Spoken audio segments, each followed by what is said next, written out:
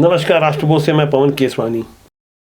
24 दिसंबर को राज्यसभा में बयान देते हुए स्पेस मिनिस्टर जितेंद्र सिंह ने राम सेतु के बारे में जो कुछ कहा, उसके बाद कांग्रेस हमलावर हो गई। दरअसल हरियाणा के निर्दलीय सांसद कार्तिकेय सिंह ने राम सेतु के खोज के बारे में प्रश्न किया, तब मंत्री जितेंद्र सिंह अपना जवाब दे रहे थे। उन्होंने बताया कि वहां कुछ आइलैंड और चूना पत्थर दिखाई दे रहे हैं, लेकिन इसे लेकर यह दावा नहीं किया जा सकता कि वह राम सेतु है। हालांकि जितेंद्र सिंह इसके साथ कुछ और बातें भी बोले। उन सारी बातों को जोड़ के अगर समझा जाए और उनके बयान का अध्ययन किया जाए तो निचोड़ यही निकलता है कि केंद्र सरकार राम सेतु के लिए बराबर अध्ययन कर रही है, खोज कर रही है। दरअसल जितेंद्र सिंह ने राज्यसभा में कहा, टेक्नोलॉजी के जरिए कुछ हद तक हम सेतु के टुकड़े, आइलैंड और एक तरह के लाइमस्टोन के ढेर की पहचान कर पाए हैं। हम यह नहीं कह सकते कि यह पुल का हिस्सा है अथवा अवशेष है। उन्होंने कहा कि मैं बता दूं कि स्पेस डिपार्टमेंट इस काम में लगा हुआ है। राम सेतु के बारे में जो सवाल है, मैं बताना चाहूंगा, इसकी खोज में हमारी कुछ सीमाएं हैं। इसकी वजह यह है कि इसका इतिहास 18,000 साल पुराना है और अगर इतिहास में जाएं तो यह पुल करीबन 56 किलोमीटर लंबा है। We have certain limitations in discovering that because the history dates back to about more than 18,000 years, and that bridge, if you go by the history, was about 56 kilometer long.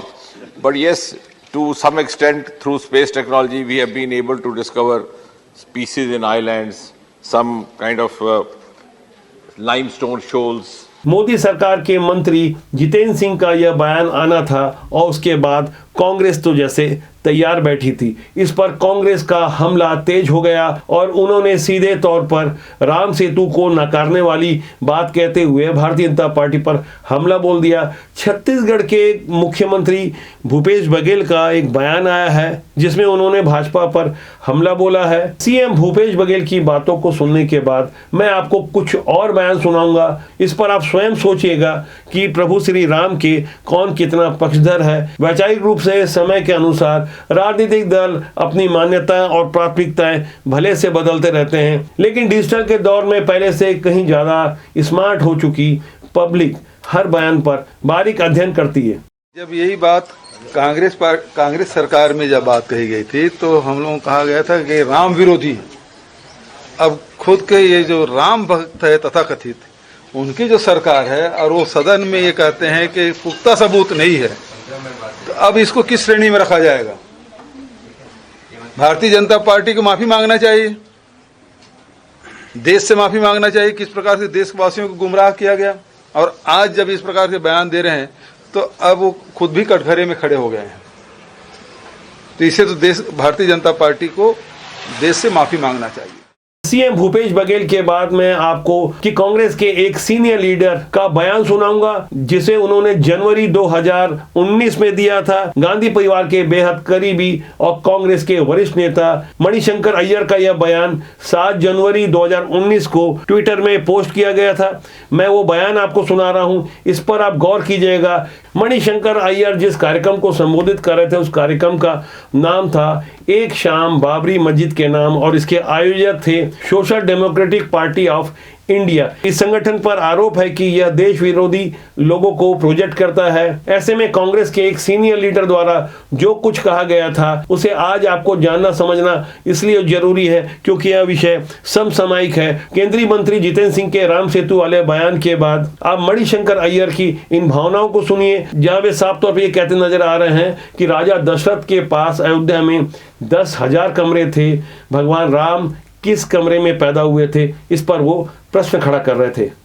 हम कहते हैं कि मंदिर आप जरूर बनाइए अयोध्या में यदि आप चाहते हो, लेकिन आप कैसे कह सकते हैं कि मंदिर वहीं बनाएंगे?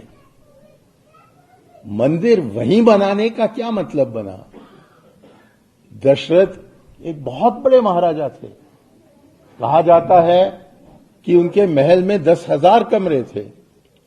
तो कौन जानता है कि कौन सा कमरा कहां था? इसलिए ये कहना कि क्योंकि हम सोचते हैं कि हमारे भगवान राम यहीं पैदा हुए थे और इसीलिए वहीं बनाना है, और क्योंकि एक मस्जिद है वहां उसको हम पहले तोड़ेंगे और उसके जगह हम बनाएंगे, हम ये कहें कि क्या अल्लाह में भरोसा रखना कोई गलत चीज है हिंदुस्तानी के लिए?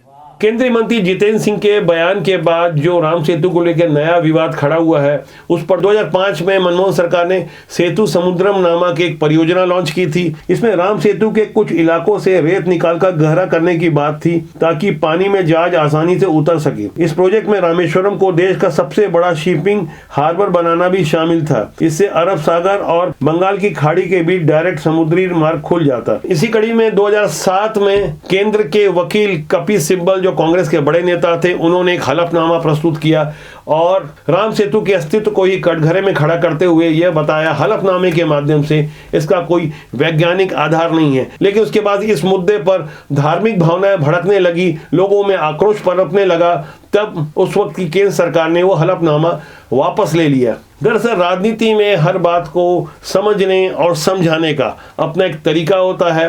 अपने नफे नुकसान के हिसाब से बातों को प्रस्तुत किया जाता है और समझाया जाता है। जिसे समझाया जाता है वह जनता अब काफी समझदार हो चुकी है। इंटरनेट और गूगल के दौर में लोग फौरन सही गलत पकड़ लेते हैं, सच की पहचान रखते हैं, अंतरात्मा से जनादेश भी देते हैं। बहुत जल्दी इस पर कुछ और बयान भी आएंगे। जैसे जैसे विधानसभा और लोकसभा चुनाव नजदीक आते जाएंगे, समय, देश काल और परिस्थिति के हिसाब से बयान, मुद्दे और प्राथमिकताएं भी तय हो जाएगी। इस पर हमारी पैनी निगाह है। राजबोध आपका जनमंच है। मैं चाहूंगा इसे सब्सक्राइब करना ना भूलें। कमेंट बॉक्स पे जाके अपनी राय दें। नमस्कार।